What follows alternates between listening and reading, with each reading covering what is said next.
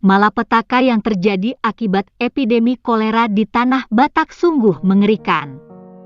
Saat itu, angka kematian pada anak-anak sangat tinggi. Kampung-kampung yang tercemar wabah terasa mencekam, bahkan ada yang ditinggalkan penghuninya. Sebagian besar keluarga memiliki lebih banyak anak di kuburan daripada di rumah. Diperkirakan, 3/4 dari populasi anak yang dilahirkan telah meninggal sebelum usia 8 tahun.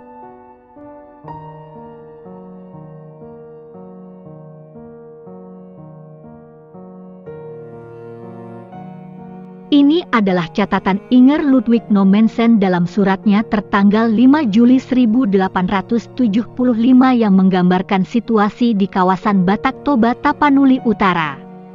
Nommensen adalah misionaris sending utusan dari Seminarir Heinische Missionsgesellschaft di Wuppertal, Barmen, Jerman. Inger Ludwig Nommensen bertugas menjadikan Tanah Batak sebagai ladang penginjilan.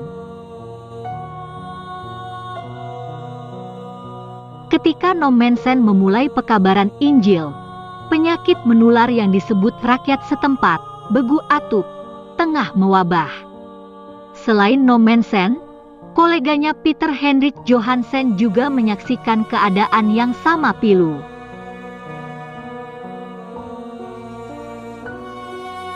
Johansen melaporkan setidaknya 20 hingga 30 orang meninggal setiap hari di Lembah Silindung. Orang tua yang depresi bahkan melakukan bunuh diri karena kehilangan anak-anak mereka. Apa yang sebenarnya terjadi di Tanah Batak?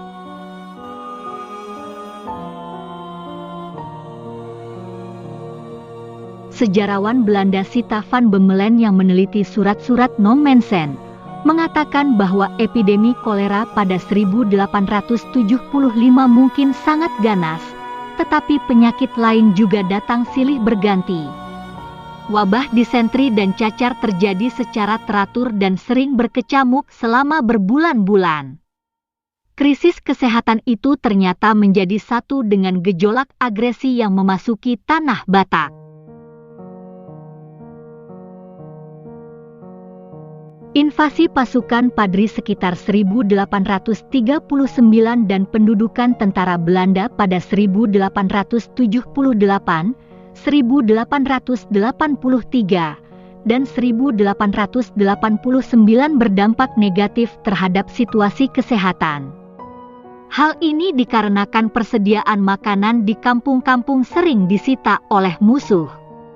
Banyak orang mengalami demam terus-menerus, mengurangi resistensi mereka terhadap penyakit.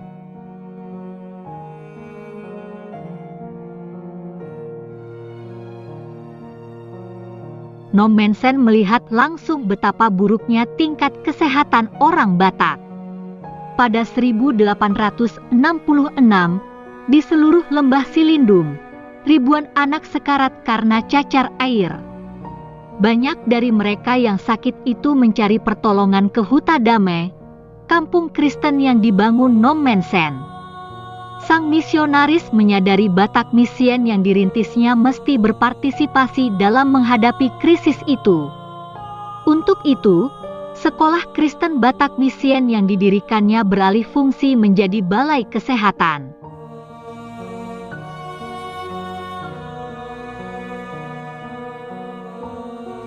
Nommensen menggunakan terapi homeopati dalam pelayanan kesehatannya.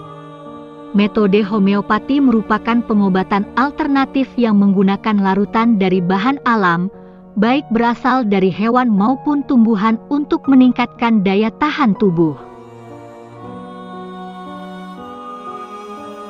Sita van Bemmelen menuliskan bahwa Nommensen yang sangat tertarik dalam perawatan kesehatan dan ahli dalam perawatan homeopati, melaporkan bahwa kematian yang tinggi juga disebabkan oleh kurangnya pengetahuan tentang perawatan anak yang tepat dan perawatan orang sakit.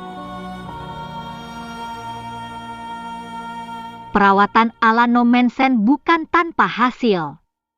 Menurutnya, angka kematian di antara kampung Kristen lebih rendah daripada populasi Batak tradisional. Perbandingan ini dapat ditilik dari catatan daftar kelahiran dan kematian. Yang menarik, pelayanan kesehatan juga telah memberikan dampak sosial perihal kemanusiaan. Orang-orang dari Toba ikut berdatangan ke Silindung lantaran daerah itu telah bebas dari praktik perbudakan. Dalam misi penginjilannya, Nommensen memang aktif menebus Hatoban untuk disekolahkan. Ketika kolera mewabah sekitar 1870, Nommensen tetap menggiatkan pelayanan medis. Dalam bukunya Tuanku Rao Mangaraja Onggang Parlindungan Siregar mencatat, Nommensen ditemani Raja Pontas Lumbantobing, Raja Batak pertama yang memeluk Kristen, berkeliling menjalankan sanitasi kontrol di Huta Dame dan Said Nihuta.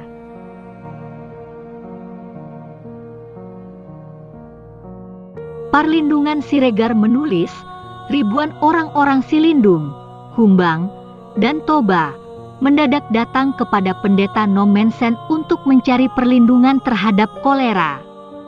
Oleh pendeta Nommensen tidak satu pun yang ditolaknya. Epidemi kolera memberi ruang bagi para misionaris Batak Misien turut serta dalam aktivitas pelayanan kesehatan. Mereka merawat orang sakit, menyalurkan obat-obatan, dan mengajarkan pengetahuan kesehatan. Menurut Guru Besar Teologi Jan Sihar Aritonang, para misionaris mulai melihat bahwa pelayanan kesehatan adalah salah satu kegiatan terbesar mereka.